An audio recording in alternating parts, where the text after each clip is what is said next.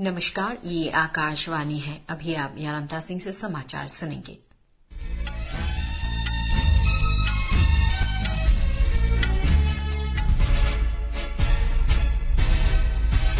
पहले मुख्य समाचार।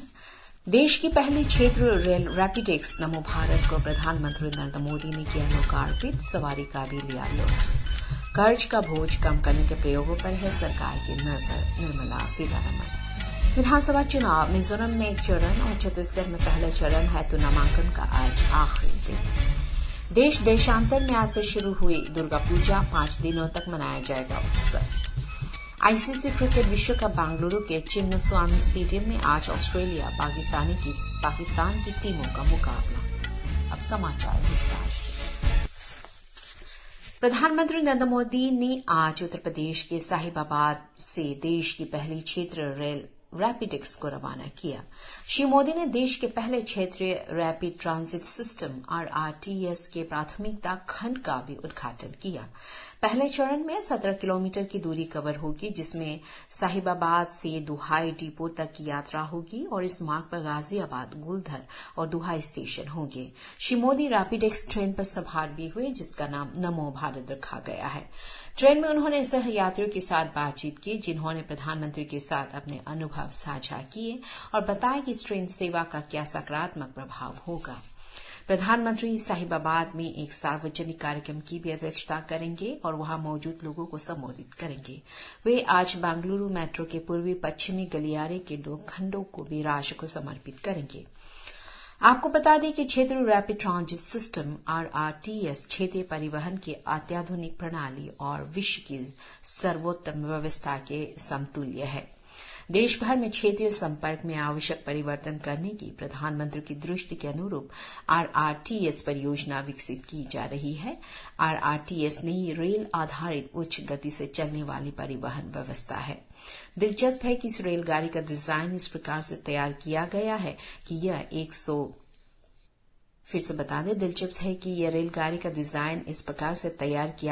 यह 180 किलोमीटर प्रति घंटे की रफ्तार से चल सकती है।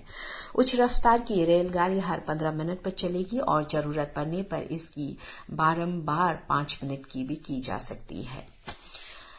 वित्त मंत्री निर्मला सीतारमण ने आज कहा कि प्रधानमंत्री जनधन योजना देश में वित्तीय समावेशन के सबसे बड़े माध्यम के रूप में उभरी है। उन्होंने कहा कि जनधन खातों ने कोविड-19 महामारी के दौरान गरीबों के खाते में सीधे पैसा भेजने में महत्वपूर्ण भूमिका निभाई। आज नई दिल्ली में कौटिल्य आर्थिक सम्मेलन 2023 को संबोधित करते हुए वित्त मंत्री ने डिजिटल व्यवस्था के महत्व का उल्लेख करते हुए कहा कि इससे पारदर्शिता बढ़ी है और नागरिकों का सशक्तिकरण हुआ है। उन्होंने कहा कि लाभार्थियों का 50 से अधिक सरकारी योजनाओं का लाभ डिजिटल योजना के माध्यम से सीधे उनके खातों में पहुंच रहा है। अपने संबोधन में वित्त मंत्री ने बहुपक्षीय संस्थानों की भूमिका और कर्ज के बढ़ते बोझ पर चिंता व्यक्त की। उन्होंने कहा कि संयुक्त राष्ट्र, विश्व स्वास्थ्य संगठन और विश्व व्यापार संगठन जैसे बहुपक्षीय संस्थान आज अपेक्षित रूप से प्रभावी नहीं है। सुश्री सीतारमण ने कहा कि इन संस्थानों की भूमिका और सक्रियता वैसे नहीं है जैसे आदर्श रूप में होनी चाहिए। कर्ज के बढ़ते बोझ पर चिंता व्यक्त करते हुए उन्होंने कहा कि समस्या सरकार के ध्यान में है। उन्होंने कहा कि सरकार दुनिया के विभिन्न भागों में कर्ज का बोझ कम करने के प्रयोगों पर नजर रखे हुए है। उन्होंने आतंकवाद और खाद्य असुरक्षा के मुद्दों पर भी चिंता व्यक्त की। इस अवसर पर भारतीय रिजर्व बैंक के गवर्नर शक्तिकांत दास ने कहा कि वैश्विक अर्थव्यवस्था को धीमी वृद्धि दर, मुद्रास्फीति और वित्तीय अस्थिरता जैसी चुनौतियों का सामना करना पड़ रहा है। केंद्रीय अन्वेषण ब्यूरो CBI ने चक्र 2 अभियान के अंतर्गत 5 अलग अलग मामलों में विभिन्न राज्यों में 76 स्थानों पर छापेमारी की। इस अभियान का उद्देश्य देश में साइबर से जुड़े संगठित वित्तीय अपराध तंत्र का खात्मा करना है। CBI ने राष्ट्रीय अंतर्राष्ट्रीय एजेंसियों तथा निजी संगठनों के साथ संयुक्त रूप से यह अभियान शुरू किया है। इस सिलसिले में अनेक बैंक खातों को फ्रीज कर दिया गया है और mobile phone, laptop, hard disk, SIM card और पेन ड्राइव सहित अनेक उपकरण जब्त किए हैं।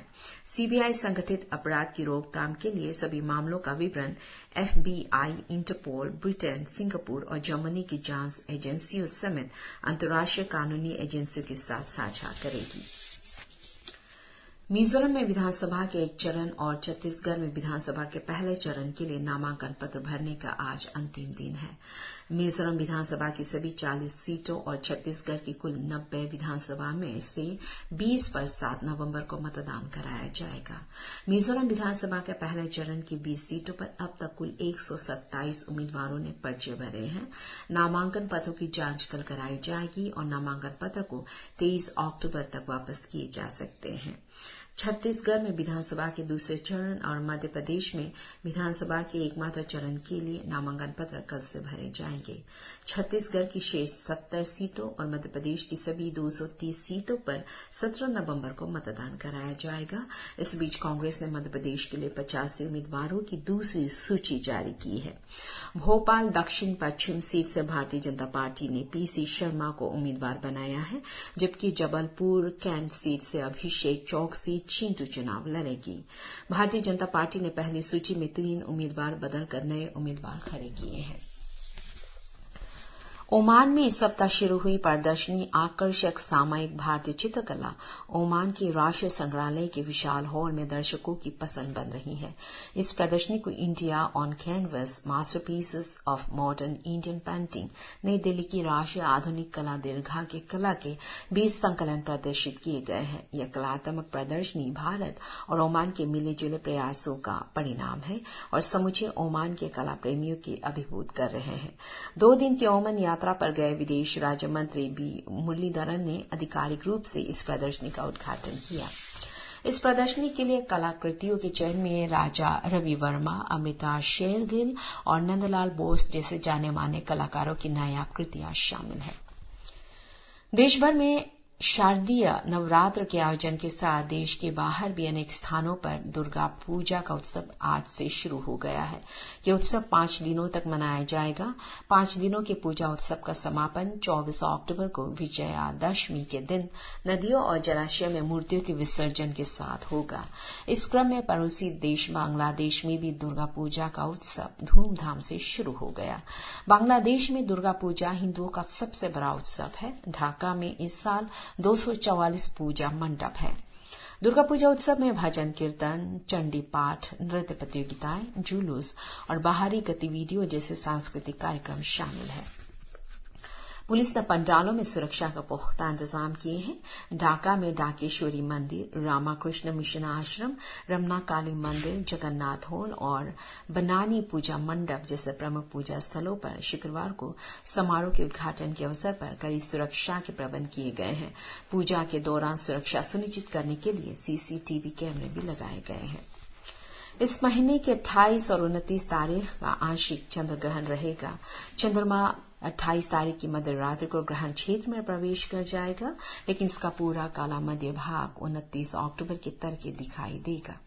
चंद्र ग्रहण मध्य रात्रि में देश के सभी हिस्सों में देखा जा सकेगा। यह पश्चिमी हिंद महासागर, ऑस्ट्रेलिया, एशिया, यूरोप, अफ्रीका, पूर्वी दक्षिण अमेरिका, उत्तर पूर्वी उत्तर अमेरिका, अटलांटिक महासागर, हिंद महासागर और दक्षिण प्रशांत महासागर में भी देखा जा सकेगा। भारत में अगला चंद्र ग्रहण 7 सितंबर 2025 को दिखाई देगा। पिछला चंद्र ग्रहण पिछले साल 8 नवंबर को था, जो कि पूर्ण ग्रहण था। इजरायल और आतंकी गुट हमास के बीच जारी संघर्ष के 14वें दिन आज गजा के एक चर्च में जोरदार विस्फोट हुआ। प्रारंभिक खबरों के अनुसार हमले में ग्रीक ऑर्थोडॉक्स सेंट फोरफिरियस चर्च के परिसर में शरण लिए कई विस्थापित लोग या तो मारे गए या घायल हो गए। गजा में यह सबसे पुराना चर्च है। अल अहली अरब अस्पताल के पास स्थित है। यह अस्पताल मंगलवार को एक विस्फोट की चपेट में आ गया था। इससे पहले आज इजरायल की वायुसेना ने हमास के सैकड़ों ठिकानों पर हमला किया। हमले में गजा पट्टी में एक आतंकवादी को मार गिराया गया। वरिष्ठ इजरायली अधिकारी हमास को खत्म करने के लिए गजा पट्टी में बड़े पैमाने पर जमीनी हमले की संभावना पर विचार कर रहा है। इजरायल के रक्षा मंत्री योव गैलेंट ने गजा के पास सैनिकों से कहा कि फिलिस्तीनी क्षेत्र में प्रवेश करने का आदेश जल्द ही दिया जाएगा। इस सप्ताह की शुरुआत में हुए समझौते के अनुसार गजा में सीमित मात्रा में सहायता की अनुमति दी जाएगी, लेकिन बम हमलों से गजा की एकमात्र सड़क काफी नुकसान पहुंचा है। मिस्र के खुदाईकर्ता रफा क्रॉसिंग की मरम्मत करने की कोशिश कर रहे हैं। इसी के साथ ही समाचार बुलेटिन समाप्त हुआ। नमस्कार।